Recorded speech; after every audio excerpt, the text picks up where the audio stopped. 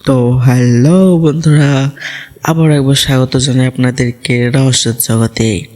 আমি গল্প পাঠে মীর, আপনারা শুনছেন দ্য মীর অডিও স্টোরিজ। শীতের কুয়াশায় মোড়া এই গ্রাম বাংলার রহস্যময় গল্পগুলো আপনাকে ঘুমোতে দেবে না, যা আপনাকে টানবে, ভাবাবে আর কখনো কখনো ভয়েও শিউরে উঠতে বাধ্য করবে। যদি এমন আরও ভয়ঙ্কর এবং চমকপ্রদ গল্প শুনতে চান তাহলে এক্ষুনি সাবস্ক্রাইব করুন the mid audio stories.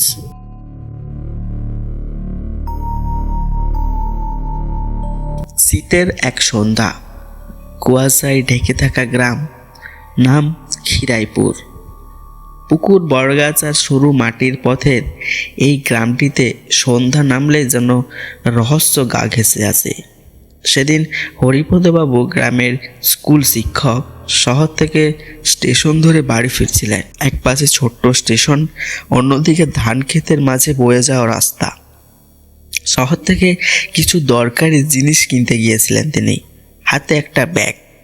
Station থেকে নেমে তিনি হাঁটতে শুরু করলেন। সামনের দুই রাস্তা, একটা পাকা রাস্তা যা বেশ বড় আর ঘুরে যায়, আর একটা সরু মাটির রাস্তা যেটা শর্টকাট। যদিও মাটির রাস্তাটা কম ব্যবহৃত হয়, তবে শর্টকাট হওয়ায় তা দ্রুত পৌঁছে দেয়। হরিপদবাবু একটু দ্বিধায় পড়লেন। পাকা রাস্তা ধরলে হয়তো সময় বেশি লাগবে, আর মাটির রাস্তায় কিছুটা ঝুঁকি, তবে তার শরীর ক্লান্ত, তাই তিনি শর্টকাট নেওয়ার লোভ সামলাতে পারলেন না। কুয়াশার চাদরে মোড়া মাটির রাস্তায় পা বাড়ালেন। হাঁটতে হাঁটতে যখন রাস্তার মাঝামাঝি, তখনই পাশে ঝোপের ভিতর থেকে কেমন যেন একটা ঝিকিমিকি আলো নজরে পড়ল তার। প্রথমে ভেবেছিলেন কেউ হয়তো মশাল নিয়ে হাঁটছে, কিন্তু সেটা খুব অদ্ভুত ছিল। আলোটা মাটির গায়ে আঁকিবুকি করছিল, যেন তাকে ডাকছে। হরিপদবাবু এগিয়ে গেলেন। কাছে গিয়ে দেখলেন ঝোপের মধ্যে একটা সিন্দুকের মতো কিছু রয়েছে। সেটার ঢাকনা একটু খোলা, আর তার ভেতরে সোনার গহনার মতো কিছু চকচক করছে। তিনি চোখ কোচলাতে কোচলাতে তাকালেন। এটা কি সত্যি? নিজের মনেই বললেন তিনি। তার মনে হলো কেউ ফেলে রেখে গেছে।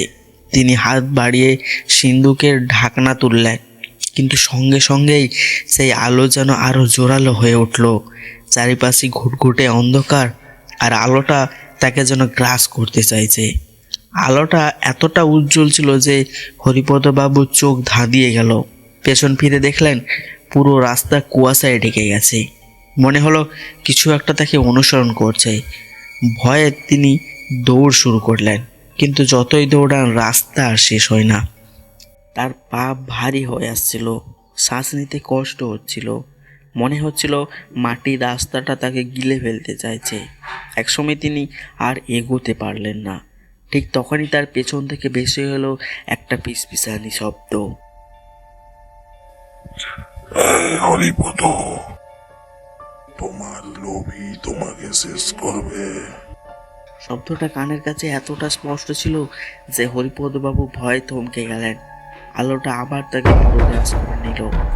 পরদিন সকালে গ্রামবাসীরা হরিপদবাবুকে পুকুরের ধারে মৃত অবস্থায় খুঁজে পেল। তার চোখ দুটি ফাঁকা, যেন চোখের ভেতর থেকে মণি উপড়ে নেওয়া হয়েছে। শরীর জড়ানো কাদা, পাশে পড়েছিল ভাঙা চশমা আর সেই ব্যাগ। কেউ জানে না কিভাবে মারা গেলেন। গ্রামে তখন থেকেই কথিত আছে, এই মাটির রাস্তার ধারে রাতে গেলে আলো আধারের খেলা নামে কিছু একটার ফাঁদে পড়তে হয়। এই গহনার গরব, সেই আলো, সবটাই নাকি মানুষের লোভ আর কৌতূহল নিয়ে খেলা করে।